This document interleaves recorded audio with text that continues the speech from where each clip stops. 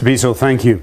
City of Johannesburg manager Ndivhoniswani Lukhwareni has rejected claims that local government has neglected the people of the township of Alexandra, north of Joburg. He made these claims during an inquiry prompted by the pre-election service delivery protests in the township. The Human Rights Commission and the Public Protector's Office in Gauteng are leading the inquiry.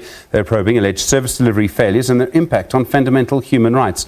Our reporter Maageketla Mohlabe joins us now. Maageketla, good evening to you. What did the city manager of Joburg have to say? Evening to you, Stephen. What I can tell you is that obviously, as you mentioned in the intro, he really came in defense of the efforts by the city of Johannesburg in terms of the provision of service delivery in the area, and of course on the other side saying that it is the residents themselves who are actually preventing them to actually give service delivery in the area. On the other side saying that they've made efforts in terms of getting memorandums. You'd recall during the protest, the residents, including the total shutdown committee, kept on calling Mayor Ndivhoniswani to come through and accept the memorandum. But what he says is that I did go out on behalf of Mayor Ndivhoniswani to receive that particular memorandum, but they actually kicked me out. On the other side, he actually adds that the services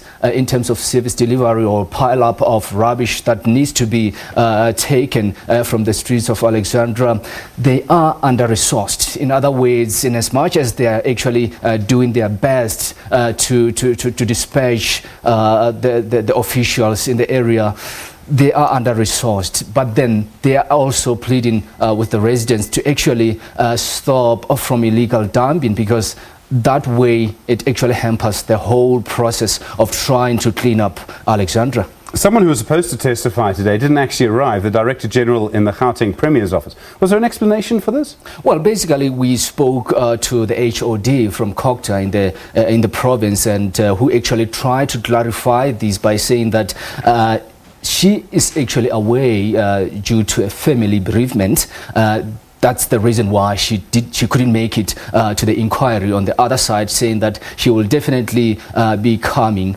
into Johannesburg this week.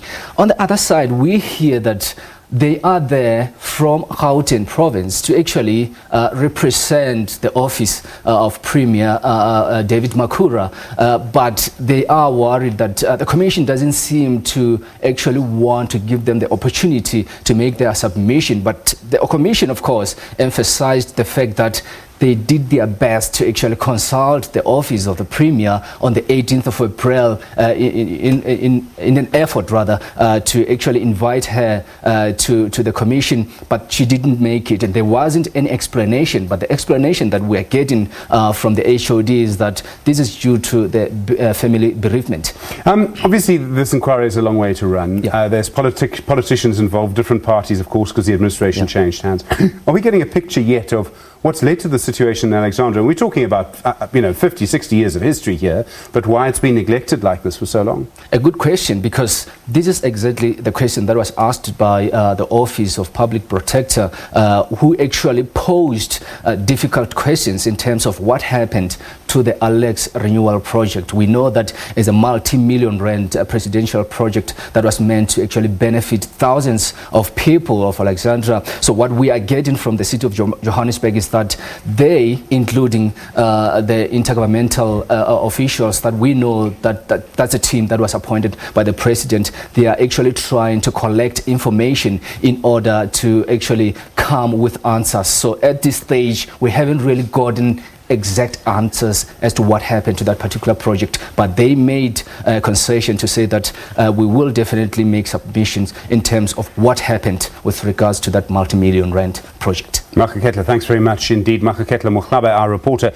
in those hearings today. SABC has more.